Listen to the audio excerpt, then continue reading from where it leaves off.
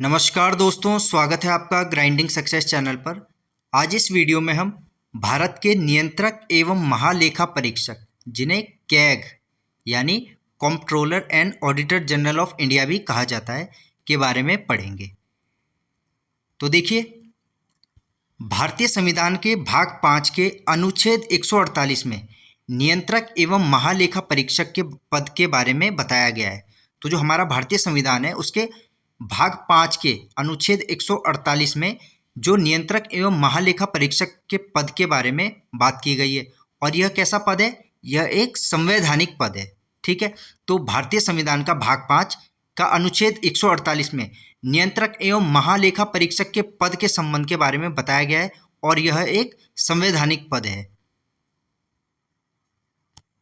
यह भारतीय लेखा विभाग और लेखा परीक्षण का मुखिया होता है। कौन? जो कैग है, कंट्रोलर एंड ऑडिटर जनरल साहब, ये कौन होते हैं? ये जो लेखा विभाग है, लेखा विभाग यानी अकाउंट्स डिपार्टमेंट और लेखा परीक्षण का मुखिया होता है।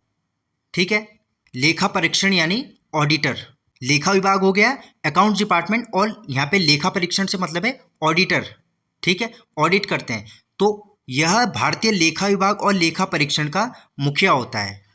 यह लोक वित्त का संरक्षक होने के साथ साथ देश की संपूर्ण वित्तीय व्यवस्था का नियंत्रक भी होता है। कौन? कैग साहब, कंट्रोलर एंड ऑडिटर जनरल साहब। तो लोक वित्त का संरक्षक मतलब, दोस्तों ऐसे एग्जाम्स में क्वेश्चन पूछे जाते हैं, बताइए लोक वित्त का संरक्षक किसे कहा जाता है, या जो public guardian of public fund है वो किसे कहा जाता है? तो वो इन्हें ही, कंट्रोलर एंड ऑडिटर जनरल साहब को ही लोक वित्त का संरक्षक कहा जाता है। और साथ साथ देश की संपूर्ण वित्तीय व्यवस्था का नियंत्रक भी इन्हीं के हाथ में होता है। ठीक है, तो जो कंट्रोलर एंड ऑडिटर जनरल साहब, जो नियंत्रक एवं महालेखा परीक्षक हैं, वे लोक वित्त का संरक्षक होने के साथ साथ जो देश की संपूर्ण वित्तीय व्यवस्था है उसके नियंत्रक भी होते हैं। यह भारत सरकार और राज्य सरकारों की संपूर्ण वित्तीय व्यवस्था का नियंत्रक होता है। कौन? कंट्रोलर एंड ऑडिटर जनरल साहब। जो भारत सरकार है और जो राज्य सरकार है उनकी जितनी भी संपूर्ण वित्तीय व्यवस्था है उनके नियंत्रक होते हैं। कौन? कंट्रोलर एंड ऑडिटर जनरल साहब, यानी नियंत्रक एवं महालेखा परीक्षक। अब देखते हैं इनकी नियुक्ति, अपॉइंटमेंट के बारे में।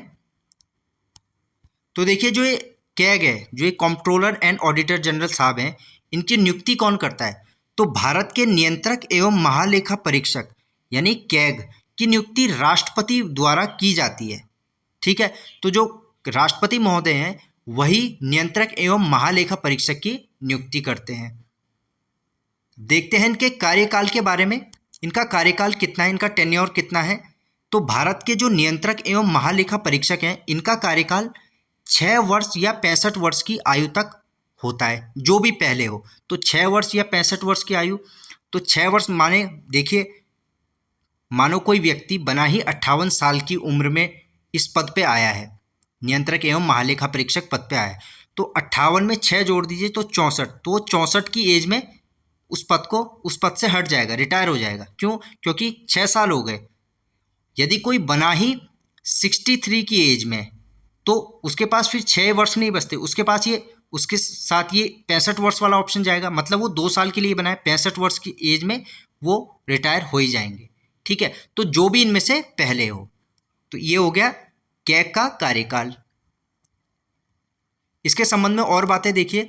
अपना कार्यकाल पूरा होने से पहले भी नियंत्रक एवं महालेखा परीक्षक, दोस्तों एक करेक्शन कर दीजिए, परीक्षक है, अपना त्यागपत्र जो है राष्ट्रपति को सौंप सकते हैं। मतलब ये अपना कार्यकाल पूरा होने से पहले भी जो अपना त्यागपत्र है वो राष्ट्रपति को सौंप सकते हैं। और संसद के दोनों सदनों द्वारा विशेष बहुमत के साथ उनके दुर्व्यवहार या अयोग्यता पर प्रस्ताव पारित कर उन्हें हटाया जा सकता है। यानी कहने का मतलब ये है, जैसे सुप्रीम कोर्ट के न्यायाधीश को संसद के दोनों सदनों के द्वारा विशेष बहुमत के साथ उनके दुर्व्यवहार या अयोग्यता पर प्रस्ताव पारित कर उन्हें हटाया जा सकता है, वैसे ही कंट्रोलर एंड ऑडिटर जनरल साहब को उनके पद से हटाया जा सकता है। ठीक है, तो ये तो हो गया इनके कार्यकाल से संबंधित बातें। अब देखते हैं इनके कार्य और शक्तियां।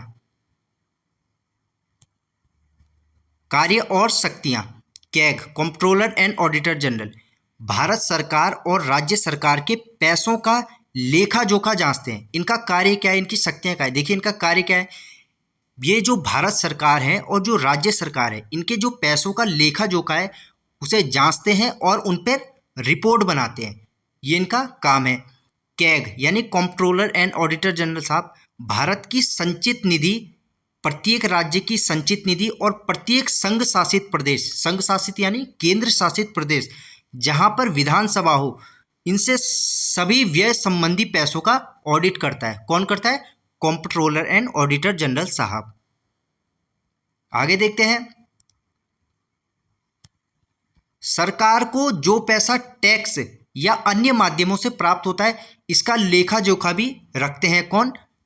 CAG, controller and auditor general साहब। केंद्र या राज्य के राजस्व से पर्याप्त रूप से वित्त पोषित सभी प्राधिकरण, जितनी भी अथॉरिटीज है, इनकी जो प्राप्तियां हैं, जो इनके व्यय का लेखा जोखा करता है, वो भी कौन करते हैं? कैग। केंद्र हो गया या राज्य के राजस्व से जो पर्याप्त रूप से वित्त पोषित जितने भी प्राधिकरण हैं या जितनी भी अथॉरिटीज है, इनकी प्राप्तियां और व्यय का जो लेखा जोखा है वो भी कंट्रोलर एंड ऑडिटर जनरल साहब करते हैं। केंद्र सरकार के पैसों से संबंधित रिपोर्ट जो है वो राष्ट्रपति को देते हैं। कौन? CAG, controller and auditor general साहब। और जो उसे राष्ट्रपति उस रिपोर्ट को संसद के सामने रखते हैं। ठीक है, तो केंद्र सरकार के पैसों से संबंधित जो भी रिपोर्ट है वो तो ये सौंपेंगे राष्ट्रपति महोदय को, उसके बाद राष्ट्रपति महोदय उसे संसद के सामने रखते हैं। वैसे ही राज्य सरकार के पैसों से संबंधित रिपोर्ट ये राज्यपाल को देते हैं। राज्य सरकार के जो पैसों से संबंधित रिपोर्ट है वो ये राज्यपाल को देते हैं, उसके बाद राज्यपाल जो है उसे विधानमंडल के सामने रखते हैं। ठीक है, तो केंद्र सरकार के पैसों से संबंधित जो रिपोर्ट है वो राष्ट्रपति महोदय को सौंपेंगे, उसके बाद राष्ट्रपति महोदय उस रिपोर्ट को संसद के सामने रख देते हैं। वैसे ही राज्य सरकार के पैसों के से संबंधित जो रिपोर्ट है वे ये राज्यपाल को देते हैं, उसके बाद राज्यपाल जो है विधानमंडल के सामने उस रिपोर्ट को रखते हैं। CAG, controller and auditor general साहब संसद की लोक लेखा समिति यानी पब्लिक अकाउंट्स कमेटी के गाइड, मित्र और मार्गदर्शक के रूप में भी कार्य करते हैं। ठीक है, जो ये कैग है ये संसद की लोक लेखा समिति यानी पब्लिक अकाउंट्स कमेटी के गाइड होते हैं, मित्र होते हैं और मार्गदर्शक के रूप में भी कार्य करते हैं। तो ये हो गया कंट्रोलर एंड ऑडिटर जनरल साहब की कार्य एवं शक्तियां। अब देखते हैं इनसे संबंधित कुछ महत्वपूर्ण अनुच्छेद। भारत के नियंत्रक एवं महालेखा परीक्षक से संबंधित महत्वपूर्ण अनुच्छेद, तो इसमें देख लेते हैं अनुच्छेद 148। अनुच्छेद 148 क्या है? यह अनुच्छेद भारत के नियंत्रक एवं महालेखा परीक्षक के पद एवं नियुक्ति के संबंध में बात करता है। तो दोस्तों ऐसे एग्जाम्स में क्वेश्चन बन जाएगा, बताइए कौन सा अनुच्छेद भारत के नियंत्रक एवं महालेखा परीक्षक के पद के संबंध में बात करता है? तो इसका जो राइट आंसर हो जाएगा वो अनुच्छेद 148 भारत के नियंत्रक एवं महालेखा परीक्षक के पद एवं नियुक्ति के संबंध में बात करता है। नेक्स्ट देखते हैं अनुच्छेद 149। अनुच्छेद 149, इस अनुच्छेद में भारत के नियंत्रक एवं महालेखा परीक्षक के कार्य एवं शक्तियों के संबंध में बात की गई है। तो पूछ लेगा एग्जाम में, बताइए जो भारत के नियंत्रक एवं महालेखा परीक्षक है इनके कार्य व शक्तियों को भारतीय संविधान के किस अनुच्छेद में बताया गया है? तो अनुच्छेद 149 में। नेक्स्ट है अनुच्छेद 150। अनुच्छेद 150 क्या कहता है? यह अनुच्छेद संघ तथा राज्यों के लेखा यानी वित्तीय हिसाब के प्रकार के बारे में बात करता है। कौन सा? अनुच्छेद 150। नेक्स्ट है अनुच्छेद 151। अनुच्छेद 151, अनुच्छेद 151 में क्या बताया गया है? यह अनुच्छेद लेखा परीक्षा प्रतिवेदन से संबंधित है। लेखा परीक्षा प्रतिवेदन, प्रतिवेदन का मतलब यहाँ पे है रिपोर्ट से, रिपोर्ट। तो लेखा परीक्षा रिपोर्ट यानी जो भारत के नियंत्रक एवं महालेखा परीक्षक है वे संघ का जो लेखा जोखा है उसकी रिपोर्ट तो देंगे राष्ट्रपति महोदय को, और जो राज्य का लेखा जोखा है उसकी रिपोर्ट देंगे राज्यपाल महोदय को।